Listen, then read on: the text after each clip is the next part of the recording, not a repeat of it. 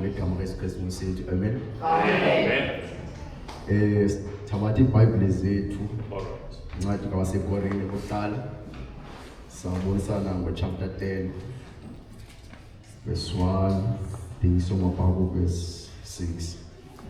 Incwadi kawaseKorinte kuqala chapter 10 from verse 1 to verse 6.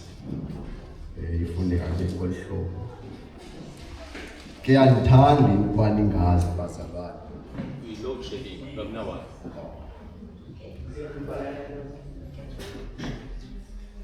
Ke andithandi ukuba ningazi bazalwane ukuba oobawo babe phantsi kwalo ilifu bonke, balucanda ulwandle bonke, babhaptizelwa bonke kuye uMoses efini elo naselwandle.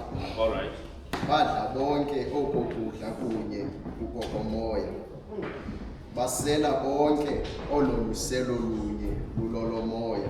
Alright. Kuba babesela kwiliwa elinomoya elibe libalandela.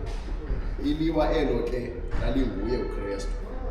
Kanti noko uThixo akakholiswanga ngabona abaninzi, kuba bathiwa waca intlango apho. Ezo zinto ke zabe ziyimizekelo kuthi, ukuze singabi ngabakhanuki bezinto ezimbi njengokuba abakhanukayo bona abo. Hayi inkosi ehlala ekhaya ezulwini ngawusikela lo mazwi ngokuthi bekunaphakade. Amen. Amen. Umpostoli Paulus uadressa ibandla laseKorinte. Ukuba sejonga inhlokondlaba chapter 10 ithi isiyalo esivela kwibali lamaSirayeli. Now umpostoli Paulus extract a lesson out of ibali lamaSirayeli. Now amasirayeli be a nation that was a gift from God. For God chose the Israelites, not because they were mighty or they were men, no, because that God chose them. And God wanted to make this little nation abonakalise amandla wakhe kwizizwe ezibangqongileyo. Now uSirayeli ebeyi-gift from God, but le gift was undelivered because amasirayeli hayi bonke bade bafike eKhanani. Now this brings to us, even though uSirayeli uThixo ebemchuzile, even though uSirayeli ebenengqiniseko ukuba uThixo wahamba kwakunye nathi, because you will remember many times uSirayeli edibana kwakunye nezinye nations uThixo aboyisele. We remember uSirayeli hamba entlango uThixo abaprovidele. This was an assurance kubo ukuba ngaba uThixo wahamba kwakunye nathi. Kodwa even though kunjalo ithi iBhayibhile yami hayi bonke bafike eKhanani. It was only abantu ababini out of that multitude eyaphumayo eEgypt kuye eKhanani eyafikayo, abanye bawa bewaqa entlango.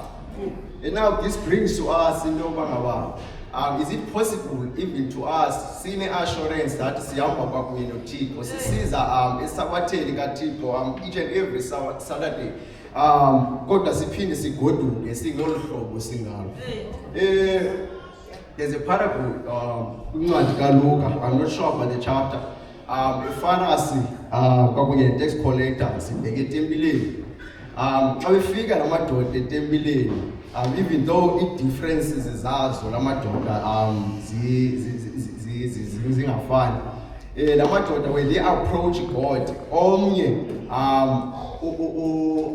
uza kuThixo esiza emxelela about eqhayisa ngezinto ethe wazenza, even though eyisila, but the tax collector accept izono zayo esiza phambi koThixo.